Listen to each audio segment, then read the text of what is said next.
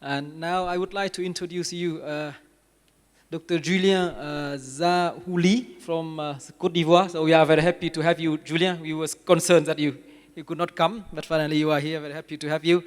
So Julien, he's currently is a director, study director for the Good Laboratory Practices System for Vector Control Program at the Centre Suisse de Recherche Scientifique en Côte d'Ivoire in Abidjan. And actually, he graduated his PhD from Swiss Tropical and Public Health Institute 2 years ago. His research mainly interests the impact of anthropogenic change, deforestation, agriculture, and urbanization on mosquito vectors and vector-borne diseases in Africa. But Julien, he works also on the efficacy of insecticide-treated tools against the vector in phase 1, 2, and 3. And you will talk about the topics on mosquitoes and different diseases in Côte d'Ivoire. The floor is yours. Thank you. Hello, everybody.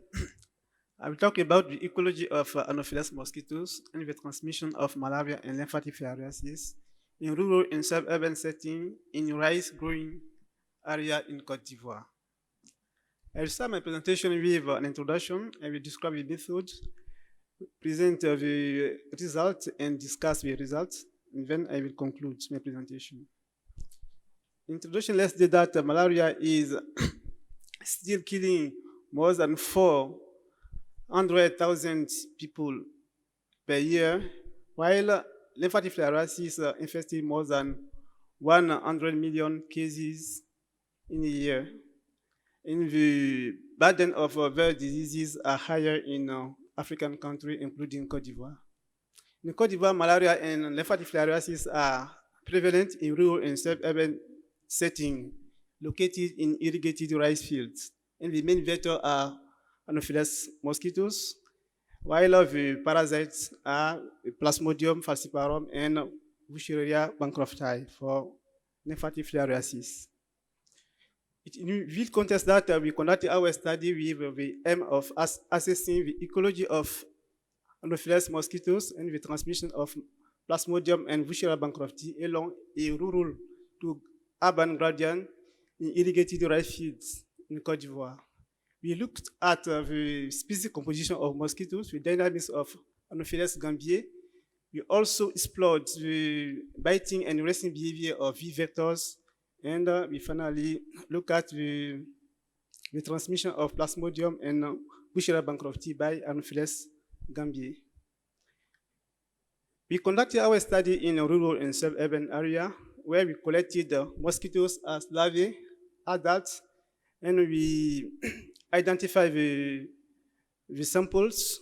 We dissected the female of Anopheles gambiae for Plasmodium and Wuchereria bancrofti. We also identify the parasites using PCR techniques. What result did we get? We found that Anopheles gambiae and Anopheles genus were the prevalent species of mosquito in the areas. Anopheles gambiae represented over 85% in rural area and around 100% in suburban areas. When we look at the dynamics of Anopheles gambiae during the cycle of irrigated rice field development, we found that the higher biting rate of Anopheles gambiae was observed during the transplanting and the tailoring stages. And the biting rate was around 200 bites per person per night. We also observed that Anopheles gambiae exhibited different biting behavior. In rural area, females were biting mostly in indoor, while in suburban area, they bite indoor and outdoor.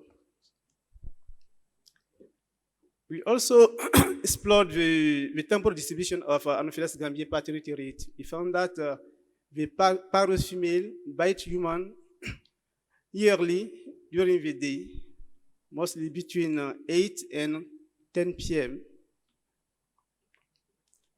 Finally, we also look at the resting behavior of these species. We found that in rural area, the female mostly rest indoor, and the indoor resting density was around 15 female per bedroom per day, while in suburban area, only 3 mosquitoes were collected per bedroom per day. Finally, we observed that Anopheles gambiae transmitted Bushera bancrofti and Plasmodium falciparum in the 2 types of areas. In rural area, the entomological inoculation rate was 6.5 in rural area and 6.4 in suburban area. While for Bushera bancrofti, the infection rate was 0.3% in rural area and 0.5% in suburban areas.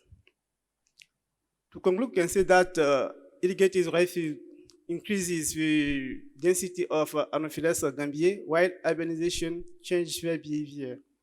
And the interaction between rice growing and urbanization leads to the transmission of Plasmodium and Bushera bancrofti to human in various areas. Therefore, we suggest that to control the diseases in various areas, we need to implement integrated vector management, including health sector, agriculture, and urban sectors. I would like to thank Centre de Recherche en Côte d'Ivoire, Swiss Tropical and Public Health Institute, and the Academy Week for allowing us to present our works. You too, thank you very much for your attention. Thank you.